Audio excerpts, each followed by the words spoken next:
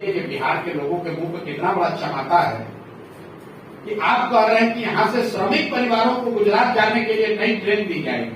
तो मतलब फैक्ट्री लगेगा गुजरात में और बिहार का लड़का जीवन भर श्रमिक बनकर गुजरात में जाएगा। कांग्रेस पार्टी जो 35 वर्ष से लालू यादव का झोला ढो रही है बिहार में, उसका औकात है कि वो तय करेगा कि आरजेडी से चेहरा कौन होगा मुख्यमंत्री। अरे भाई, आपको पाकिस्तान पर कार्रवाई करनी है तो दिल्ली से जब आप चल रहे थे तो वहीं पर कहते कि हम कार्रवाई करेंगे। मधुबनी में आके अंग्रेजी में काहे के लिए बोल रहे हैं? भाई, मधुबनी के जनता को तो मैथिली समझ में आती है, हिंदी समझ में आती है। मधुबनी में खड़ा होकर अंग्रेजी में पाकिस्तान को धमकी दे रहे हैं।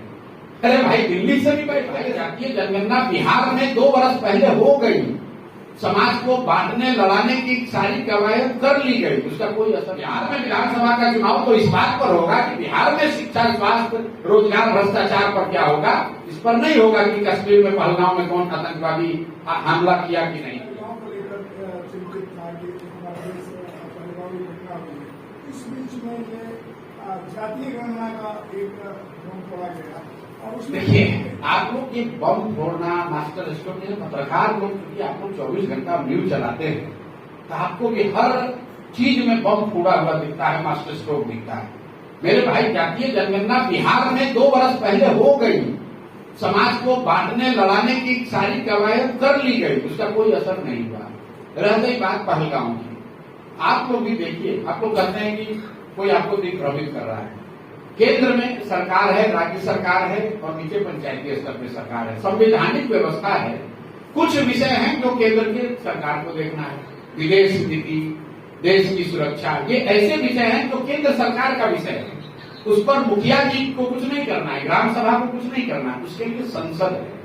संसद में आपने हमने चुनकर पक्ष विपक्ष बैठाया हुआ है और उनको जनता का, देश के हर एक व्यक्ति का, नागरिक का ये समर्थन है कि भाई देश की सुरक्षा के लिए जो कुछ भी उचित है वो करो। जिसने भी गलती किया है, आतंकी काम किया है, आतंकवादी है, आतंकवादियों का संरक्षक है, उस पर कड़ी से कड़ी कार्रवाई हो। लेकिन ये कार्रवाई का जिम्मा बिहार के किसी मुखिया का नहीं है, बिहार के एमएलए और बिहार के विधायकों का नहीं है। कार्रवाई का जिम्मा देश के संसद का है। उनको वो कार्रवाई करने दीजिए और देश के जितने लोग हैं जो देश से प्रेम करते हैं, हम लोग संसद की, जिसमें पक्ष विपक्ष दोनों शामिल हैं, उनके उस कार्रवाई के साथ खड़े हैं। अब जबरदस्ती का उसको आप बिहार से जोड़िएगा। जोड़ कौन रहा है? जोड़ प्रधानमंत्री रहे। अरे भाई, आपको पाकिस्तान पर कार्रवाई करनी है तो दिल्ली से जब आप चल रहे थे तो वहीं पर कहते कि हम कार्रवाई करेंगे। मधुबनी में आके अंग्रेजी में काहे के लिए बोल रहे हैं? भाई, मधुबनी के जनता को तो मैथिली समझ में आती है, हिंदी समझ में आती है। मधुबनी में खड़ा होकर अंग्रेजी में पाकिस्तान को धमकी दे रहे हैं।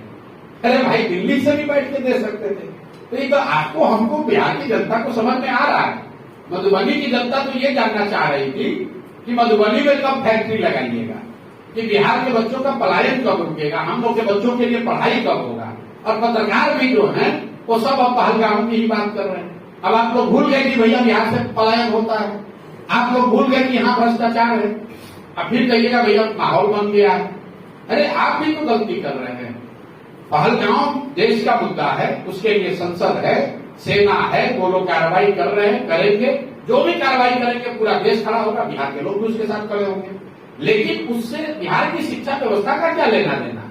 उससे बिहार के बच्चों का हो रहे पलायन का क्या लेना देना? बिहार में विधानसभा का चुनाव तो इस बात पर होगा कि बिहार में शिक्षा, स्वास्थ्य, रोजगार, भ्रष्टाचार पर क्या होगा। इस पर नहीं होगा कि कश्मीर में पहलगांव में कौन आतंकवादी हमला किया कि नहीं किया। हमले तो कश्मीर में पिछले 20 वर्ष से आतंकवादी घटना हो रही है। तो क्या सारे राज्यों में चुनाव उसी नाम पर हो रहा है? सुरक्षा भी हुई है पहलगाम में। देखिए, फिर वही बात, बिहार में क्या चूक हुई है? आपने ये नहीं पूछा कि मोदी जी आए, उन्होंने कहा कि सहरसा से गुजरात के लिए एक ट्रेन चलेगी और किसी पत्रकार ने, किसी नेता ने ध्यान नहीं दिया। मोदी जी के शब्द है, मैं कोट कर रहा हूं, कि श्रमिक परिवारों को जाने में सुविधा के लिए एक नई ट्रेन सहरसा से शुरू हो रही है। आप जरा बताइए, ये बिहार के लोगों के मुंह पे कितना बड़ा चमाता है कि आप कह रहे हैं कि यहाँ से श्रमिक परिवारों को गुजरात जाने के लिए नई ट्रेन दी जाएगी।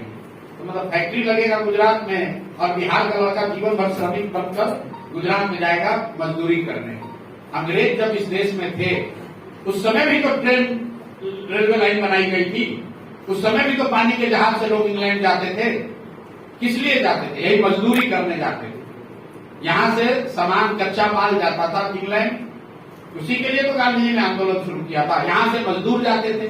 वही हाल अभी हो गया है। अब गुजरात और महाराष्ट्र हो गया नया इंग्लैंड और बिहार हो गया नया मजदूर का सप्लायर, और बिहार का आदमी और पत्रकार आप लोग उछल रहे हैं। अरे बाप रे बाप, मोदी जी ने 2 ट्रेन की घोषणा कर दी। बाप रे, कितना बड़ा एहसान कर दिया मोदी जी ने हम लोग पर।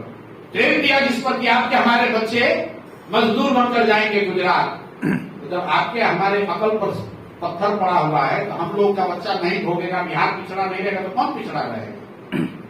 लोगों को ये ना कहना चाहिए था कि मधुबनी में जो कभी यहाँ का कल सांस्कृतिक राजधानी बताते हैं मधुबनी को लोग, यहाँ पर सबसे ज्यादा ज्ञान, सबसे ज्यादा पांडुलिपि मधुबनी में लिखी जाती थी। जब ये बंगाल का हिस्सा था तो बंगाल के पूरे उस रियासत का, जिसमें बंगाल, बिहार, उड़ीसा साथ में था, उसमें पढ़ने लिखने वाले सारे जो लोग थे वो मधुबनी जिला से आते थे।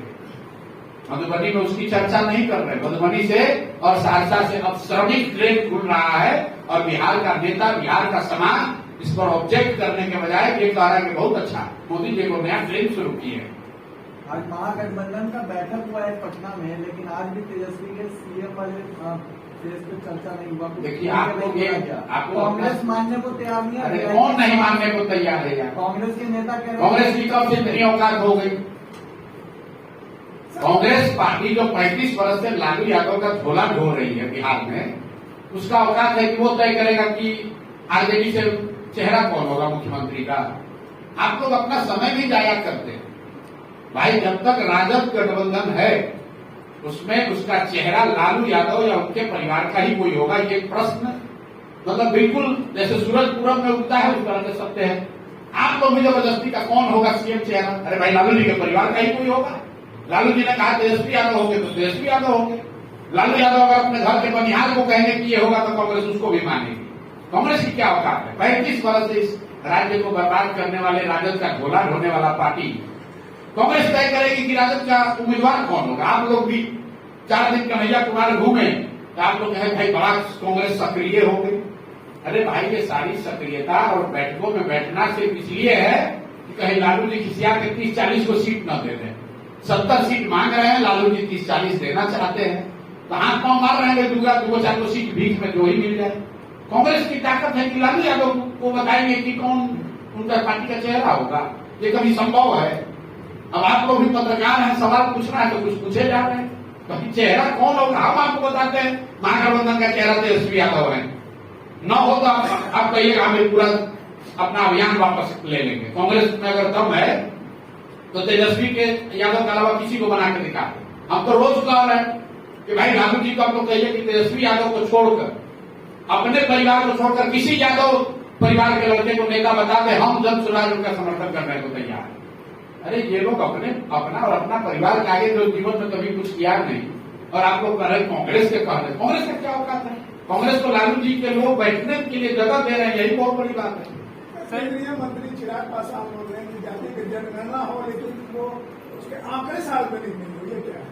अब ये तो चिराग जी बताएंगे, हमको नहीं मालूम। जब भाई आंकड़े आप इकट्ठा करेंगे तो सार्वजनिक नहीं कीजिएगा तो उसका आचार डालिएगा। जनता के पैसे से अगर कोई जानकारी इकट्ठा की जा रही है तो वो आंकड़े पब्लिक में आने चाहिए ताकि लोगों को पता चले कि समाज के किस वर्ग की क्या स्थिति है। हम तो शुरू से कह रहे हैं, जो लोग जातीय जनगणना का विरोध कर रहे थे जाति के नाम पर, तब भी मैंने उनको कहा भाई काहे उछल रहे हो, क्यों परेशान हो रहे हो? जातीय जनगणना होगी तो उन्हीं के मुंह पर तमाचा लगेगा जो 30 वर्ष से समाज को मूर्ख बना रहे हैं सामाजिक न्याय के नाम पर। वो दिख गया जब बिहार में जातीय जनगणना का रिजल्ट आया तो यही तो दिख रहा है कि जो अति पिछड़ा के नाम पर समाज को अगड़ा पिछड़ा करके जो लोग राजनीति कर रहे हैं, लालू नीतीश 35 साल के इनके शासन के बाद 5% से कम अति पिछड़ा लड़के 12वीं पास कर रहे हैं। अब पूरे समाज को कह रहे हैं कि हम आरक्षण बढ़ा देंगे। आप बताइए आरक्षण बढ़ाकर जब आपका लड़का 12वीं नहीं पास करेगा तो किस नौकरी में आपको आरक्षण का लाभ मिलेगा? ये तो इनका चेहरा एक्सपोज हो रहा है। हम तो इसीलिए पहले दिन से कह रहे हैं कि जातीय जनगणना बिल्कुल होना चाहिए, और उसके आंकड़ों पर चर्चा भी होनी चाहिए। नवंबर के बाद आज तक आरजेडी की किसी बैठक में आप जरा बता दीजिए तेजस्वी यादव ने उस पर कोई टीका टिप्पणी की हो, कोई चर्चा की हो, या नीतीश कुमार ने कुछ बोला हो।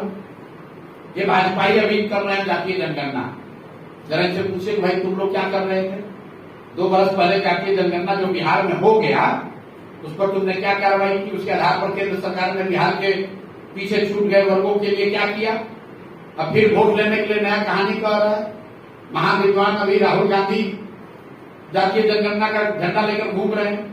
आप लोग जरा पूछिए भाई, कर्नाटक में आपकी सरकार है, तेलंगाना में आपकी सरकार है, वहां जातीय जनगणना हो गई, क्या वहां पर जितने पीछे समाज के छूटे हुए वर्ग हैं उन पर कुछ उनका कल्याण हो गया? नहीं हुआ। उन वर्गों के कल्याण के लिए कर्नाटक में, तेलंगाना में तुम क्या स्कीम चला रहे हो बताओ जरा। अरे ये सीधा उपाय है कि एक बार मंडल के नाम पर कुछ लोगों ने 10-20 वर्ष राज कर लिया, किसी ने कांग्रेस के नेतृत्व को बता दिया कि भैया पिछड़ों का नेता आप बन जाए, तो जातीय जनगणना का झंडा लेकर घूमने लगे। इतना बदहवास हो गए कि आकर बिहार में कह दिया कि जो पीछे जातीय जनगणना हुई थी वो फर्जी था, अब हम आएंगे तो नया कराएंगे। ये भी भूल गया कि भाई तो कराया तो उस समय भी तो तुम ही थे। जो पिछला जातीय जनगणना बिहार में हुआ उस समय भी तो सरकार में कांग्रेस थी, उस समय भी तो राहुल गांधी की पार्टी ने ही कराया था। लेकिन बदहवासी में आकर कह गए कि जो पिछला हुआ था वो फर्जी है, हम आएंगे इस बार नया कराएंगे। सर, विधानसभा चुनाव आप अकेले लड़ेंगे या किसी भी गठबंधन भी करेंगे? 243 पर लड़ रहे हैं, उसके आगे कोई सीट है तो उस पर गठबंधन कर लिया जाए। नहीं, करते करते हमारा मुंह थक गया। बिहार में 243 पर तो जनसुराज लड़ रही है, उसके आगे अगर किसी परिसीमन में या डिलिमिटेशन में नया सीट आ जाएगा तो उस पर गठबंधन कर लिया जाएगा। ठीक है भैया, बहुत बहुत धन्यवाद।